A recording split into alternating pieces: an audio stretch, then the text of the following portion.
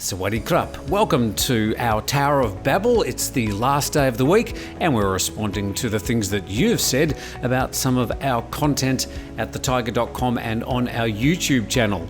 Now, firstly, we're going to start with our video of Thailand news today last night.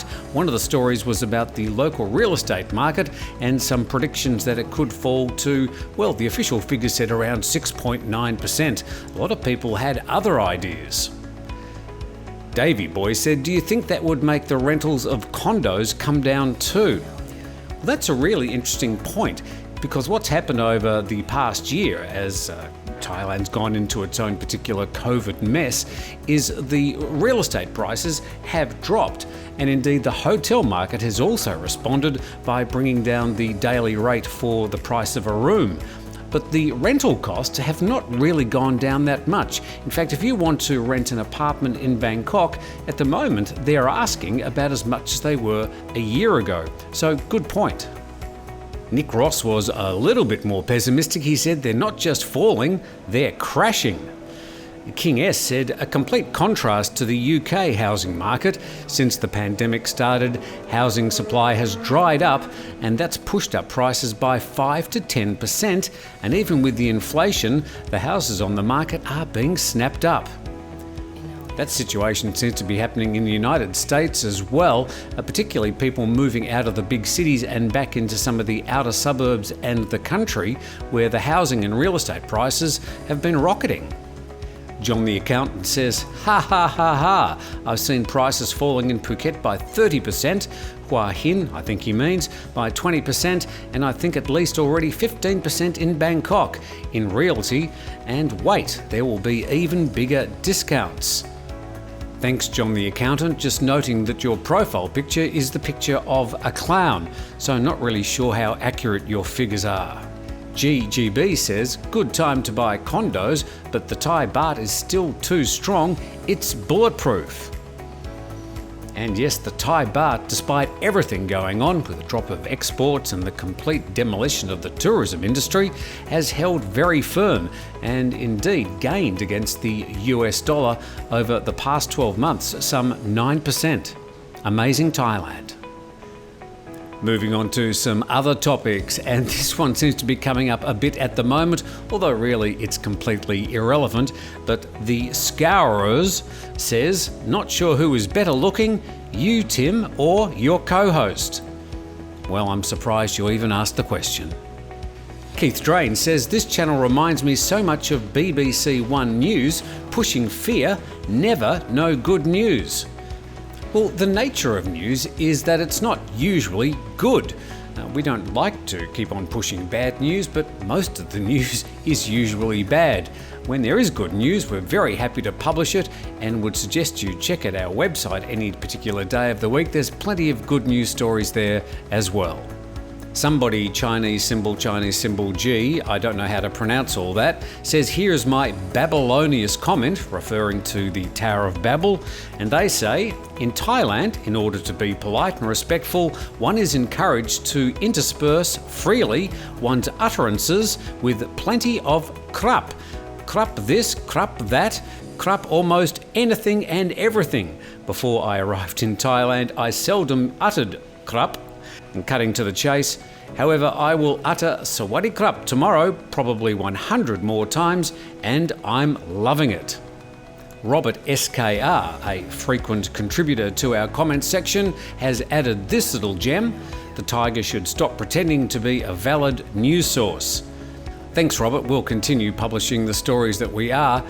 Whether we're pretending or not, that's up to the viewers and the readers to decide. With our website getting up to 8.5 million page views per month, we're quite sure a lot of people are quite happy with our news source. Moving on to some other general topics that were covered in Thailand news today. Yesterday, of course, COVID comes up quite often, and Christian Isikan said, as long as you do not report on what independent medical professionals, meaning those who show a different picture of the so-called pandemic, say, you will not get a like on your videos from me anymore.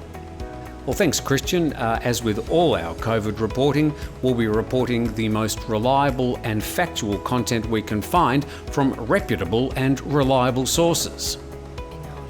Chad Fife was responding to a story we did yesterday, and we discussed the neighbouring provinces of Chiang Rai and Nan. And Chad responded, "Come on guys, Chiang Rai and Nan have no common borders. When you make simple mistakes like that, makes people wonder what other mistakes are being made."